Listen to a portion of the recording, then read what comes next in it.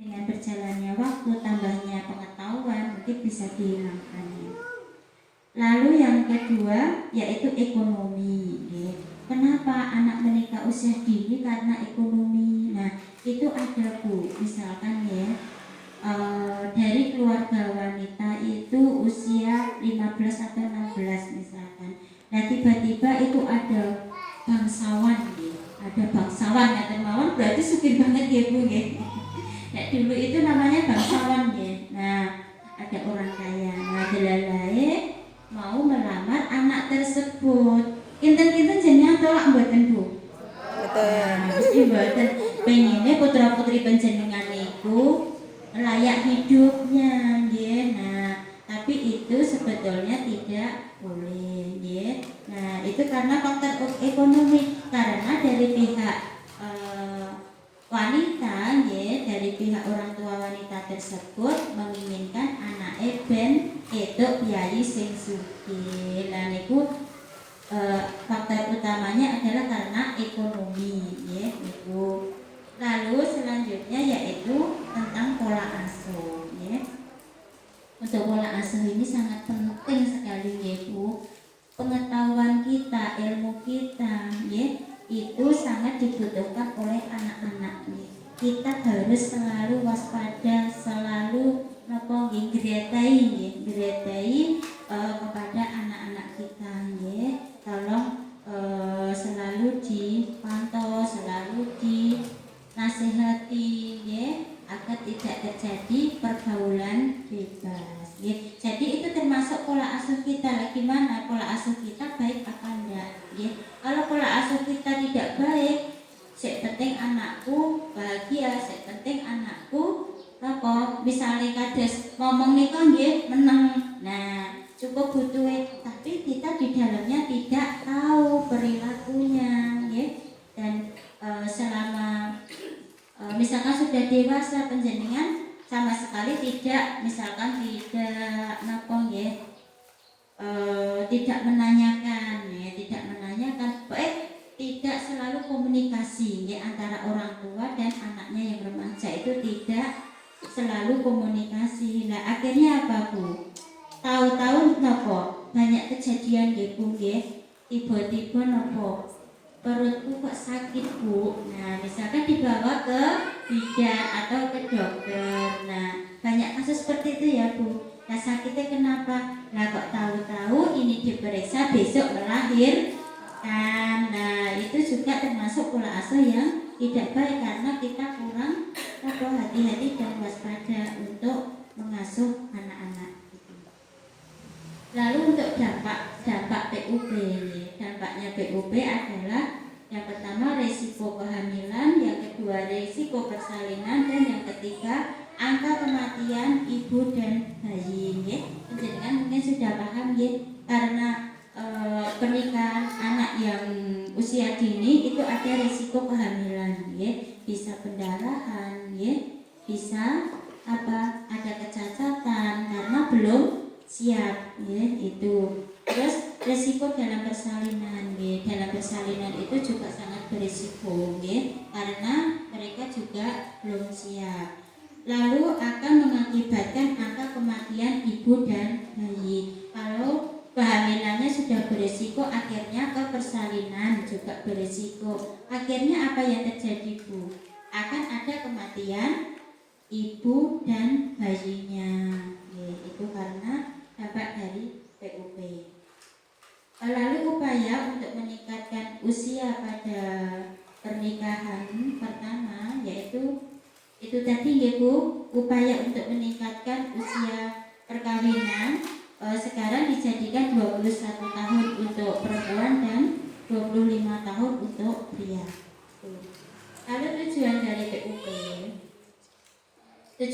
PUB yaitu menunda perkawinan sampai batas usia siap untuk berkeluarga ya.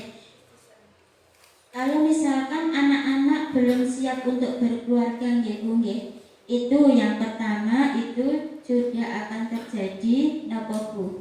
Nek empun keluarga Bu napa? Terjadi broken home. Nah, itu otomatis Bu, kalau berarti dia itu sukanya Bu sepintas ya, sepintas. Jadi belum benar-benar siap untuk mengenyami mahligai rumah tangga ya. Jadi tasih apa nggih sak penake dhewe nggih belum bisa memikirkan secara dewasa nggih. Mengusahakan agar perkawinan dini cukup dewasa nggih, itu hampir sama gitu. Menunda kehamilan anak pertama bila terjadi di pernikahan dini nggih. Tadi gini Bu, tadi ada misalkan dengan terpaksa anak kita itu harus dinikahkan ya. Harus dinikahkan karena dia wis ora iso dikandani tapi belum hamil ya, belum hamil. Tapi wis ora iso dikandani, terus kita pekewo kalih tangga teparo. Nah, akhirnya kan ubyang-ubyung nggih Bu nggih. Nah, itu dengan terpaksa dinikahkan dengan cara ini menunda kehamilan awal pertama bila terjadi pernikahan dini. Jadi untuk kehamilan pertama bisa ditunda gitu ya, bisa ditunda tapi dengan cara apa tadi saya belum begitu paham ya, karena yang menyampaikan juga masih remaja kayaknya ya belum, baru itu yang disampaikan bisa ditunda, tapi dengan cara apa? Kalau misalkan ber-KB itu mungkin bisa mempengaruhi kelamaan ya Bu, kelamaan untuk ingin segera punya anak kalau sudah siap. Cuma untuk penundaannya itu biar rahimnya siap dulu gitu.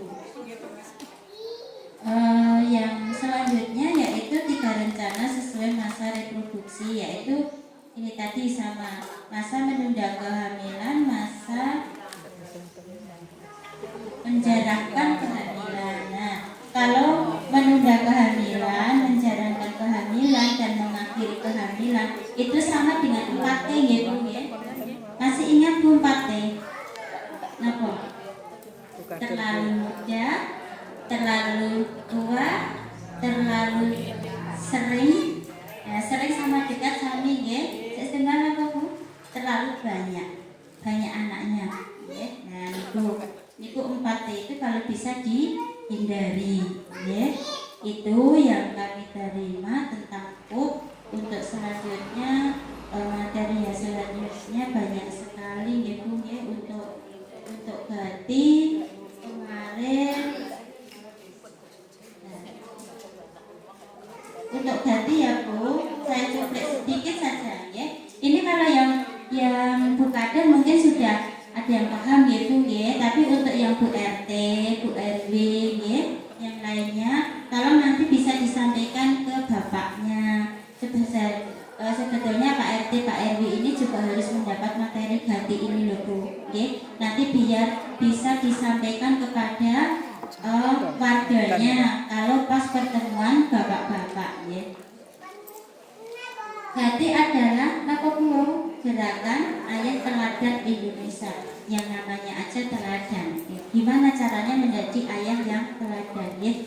Langkah yang bisa dilakukan ayah ya, yang bisa dilakukan ayah yaitu yang pertama mendengarkan cerita anak dengan empati ya. Apa yang diceritakan anak kayak curhat ya Bu ya, itu harus disikapi dengan baik ya. Kalau anaknya itu cerita gini yang tidak baik, jangan langsung ditelan mentah ya. Diperhatikan, diterima dengan baik ya, diunggah dididuke ya. Lalu mengajarkan batasan tubuh dan keberanian berkata tidak ya. Mengajarkan batasan tubuh dan keberanian berkata tidak ya. Jadi kalau misalkan aja ya, itu ada anak yang masih kecil ya. Kita sebetulnya perbuatan misalkan minta kita tidak bisa mengabulkan ya. Tidak, itu tidak boleh. Enggak boleh gitu ya Bu. Kata tidak itu tidak baik ya. jangan apa ya istilahnya gimana, kita harus berkata yang lebih halus lagi, jangan bahasa tidak ya, tidak itu tidak boleh. Kalau seperti itu tidak baik, misalkan gitu, itu kan lebih halus Bu. Kalau kita bilang tidak, itu rasanya kasar ya Bu.